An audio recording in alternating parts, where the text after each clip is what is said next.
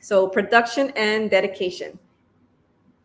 So one question, right when I look at the walls, and even when I'm wall hunting, I already have in mind what kind of method I'm going to have to use to paint this mural on the wall. Am I painting directly on the wall, or am I using a cloth method? Or is it an indoor mural or an outdoor mural? Because all of those little things are going to determine a lot, starting from your budget. All right, you need different materials for installation of a cloth mural than when you're doing a direct painting method. So when you're doing the direct painting method, you're preparing the surface. All right, that meaning that you're going to grid the area to ensure that all the proportions are correct. And then you're going to enlarge the design. So you're going to either use a measured grid, you can do a projection using a slide projector or a digital projector, or you're drawing freehand. Okay, I try to stay away from drawing freehand, especially if I already showed a rendering. Unless you are really, really good at freehanding, if you are doing it yourself, probably it'll be okay. But if you have students or community members helping you, they need a little bit more guidance in that. So measuring the grid, projection, or drawing freehand. And then an underpainting. This is where I have sometimes volunteers help me out. Large areas that are one same color are perfect for volunteers to help out with. And then painting. So when painting the mural, I like to use high quality acrylic paint. All right. Like I mentioned before, do not cut cost on this. All right. It is very, very important that the paint is UV resistant. Ideally, light fast rating of 1 is best, and try to stay away from 3. All right. 3 is not suitable. You're going to be painting a lot of layers on that. So it's a lot of time, a lot of more hours that you're painting. This mural actually was part cloth method and then part projected. One thing to keep in mind if you're using a projector is that you have access to electricity in the building. All right, is the building going to be open at night for you to be able to project? So things to keep in mind. So this one was direct painting and cloth painting, and then some of it was projected and some of it was hand drawn.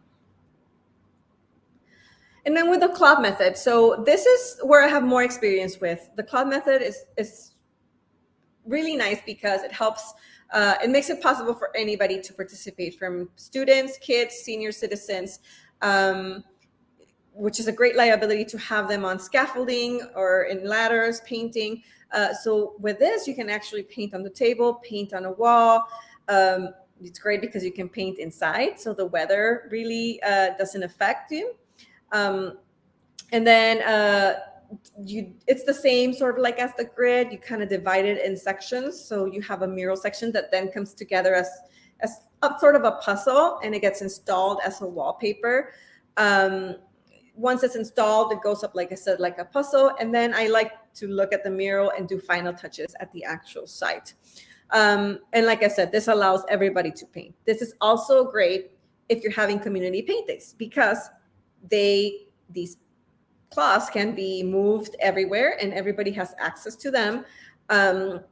And they're just divided by sections. So I try to do sort of like a paint by number when I do this community days.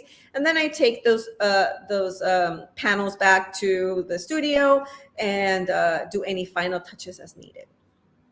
So that's the cloth method. This is a picture of me super pregnant doing the cloth method. So this was great because I was actually 9 months pregnant here. And it allowed me to paint inside. This was in November in Philadelphia, so winter. There was snow on the ground. So this was great for me that I was able to paint inside in the studio. And then you can see on the back wall of the studio how I start connecting them to make sure that everything lines up, top, bottom, side to side too. And then this is where the mural goes. So you can see the top mural was when I was pregnant. The bottom mural, you can probably see my baby there. She's down there. So I had already had the baby. So this allowed me, you can also see some snow on the ground right there. So because of the weather, we couldn't install at certain temperatures. So we had to wait. But you can see how it just allowed us to have more time and more control. even when the weather didn't cooperate. So a couple of things of the painting and installation checklist. Painting, I say, if you're direct painting. Installation, if you're installing panels. So always very important to document the site before, during, and after installation. Take lots of photographs, as many as you can. Document everything. Not only so that you can see the before and after, but also so that when you are signing off the mural, that you can prove that you left the site as it was, as clean as it was, or even better. So prepare and clean the surface. Then you create the mural, being sure that you use all the safety precautions that I mentioned before, and then offer updates. All right. As you're planning, I take a lot of pictures. As you're painting, as panels goes up, I take a lot of pictures and I update the business owner or my project manager. I create a file and I just keep everything on record there. And then make sure that you schedule an inspection for the final painted and installed mural, and obviously clean up. All right. We leave the site better than when we found it, is what I always tell my students. And then I talked very quickly about temperature. So avoid painting when it's raining, when there's snow, when there's fog. Snow, you don't have to worry about it here in Houston. But moisture will affect the drying times of the paint. It can reintroduce the water. So make sure that you look at weather predictions, that you know if it's going to rain, that stay away those days. Do not install on those days. Don't paint on those days or times. And then allow proper curing and drying time between washing the surface and applying either the isolation coat or the varnish coat. Make sure you read those labels to make sure that you allow that drying time that is required in the specifications of whatever product that you're using. And then the ideal temperatures during application are, this is my opinion, between 64 degrees Fahrenheit and 75 degrees Fahrenheit is ideal. Higher temperatures will affect the evenness of the paint films. The absolute minimum temperature is 50 degrees Fahrenheit that I would work at. Things to keep in mind too, when you're thinking about the things you need to bring, if it's really hot here, and I think that was with the arts, the Welcome to the Arts District mural, it was summer. It was really, really hot. I was not going to be able to be long hours painting on the wall.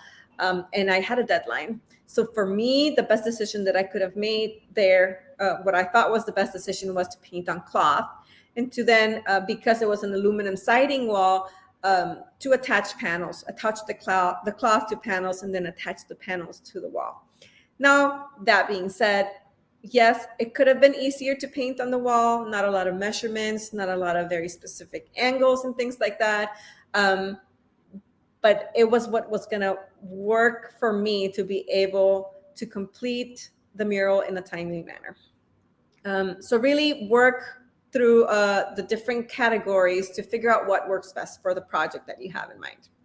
And then sealing the wall. Never apply anything to the surface of your mural that cannot be taken without damaging the mural. So a good protective coating will preserve and protect the paint beneath it. It will prevent the colors from fading too. So make sure that you choose the right sealer, all right, for your mural. If the sun hits the wall, if there's people driving by, the glare. So what kind of finish do you want with your sealer? So I like to use a 100% acrylic sealer. Is my personal preference. And then very important are the signage and the credits. So you can either sign the mural with your signature, your artist signature, but also if you wanted to look a little bit more professional, you can have mural credits done. All right. So this can be hand painted too, but also, and it's what I've done in the past, is create like a vinyl template, a vinyl stencil that is then attached to the wall, and then I just hand paint over it as a stencil. You can also do like a digital print. Sometimes it's part of the mural. Sometimes it's alongside the mural on the side, or in a place in the nearby vicinity of the mural. But these are things to keep in mind, even when you're planning, when you're designing, all right, to leave that specific area for those credits. Where are you going to put them? Also in the credits, I like to include obviously the mural title, the artist name. If you had assistants, make sure you include those names. If you had sponsors, partners, if you had a project manager, and then the year was completed, the organization, and the artist name. Now, this might be different because you might not have an assistant, you might not have project managers, just edit accordingly, but make sure that you include everybody that participated in the production of the mural. So this is just an example of what it would look like. This is what using a stencil. So what it looks, it's just very sharp images. It looks very professional. And you can see that everybody's name was included here too. And then I'm not going to go through all of this, but just very quickly, this is going to be included in the toolkit. So make sure you download these things. These are going to be downloadable as worksheets. But things that you need to bring when you're preparing the wall, from paint scrapers, hammers, patching things, yellow caution tape, no parking sign. I also like to point out in this one that it's very helpful to bring a project explanation sign, okay? What is great about painting on the wall, I said direct painting on the wall, is the community, right? People stop, people ask questions, people want to know, people get involved, all right? So this is very helpful. In contrast of like painting inside of your studio and panels that then you only bring back. Now, those conversations also happen while you're installing, while you're doing final touches, but really the most community engagement that I've seen is when I'm painting directly on the wall.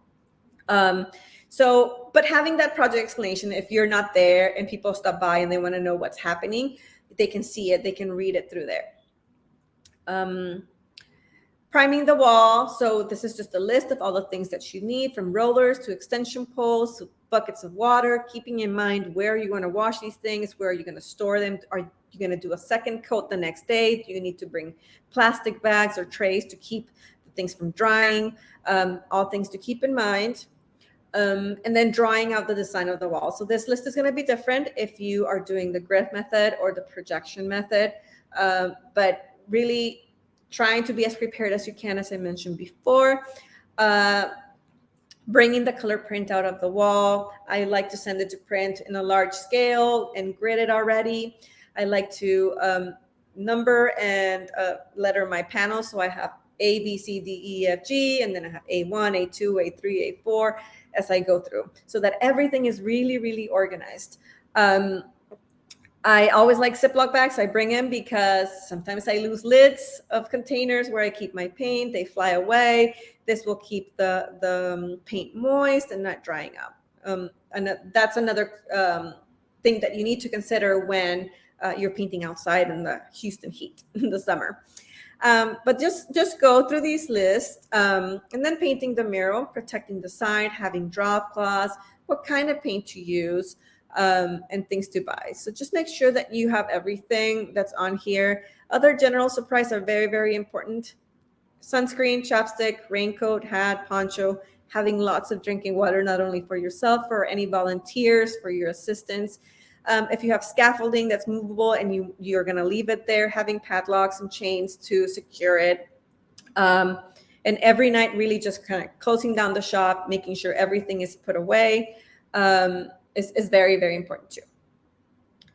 And then you're done with your mural, you painted, it looks great, everybody's happy. Now it's time to celebrate your work. So use that completion of the mural to celebrate the arts. You can plan an opening, a dedication, send invitation to community members, to all the volunteers that helped out, to the business owners.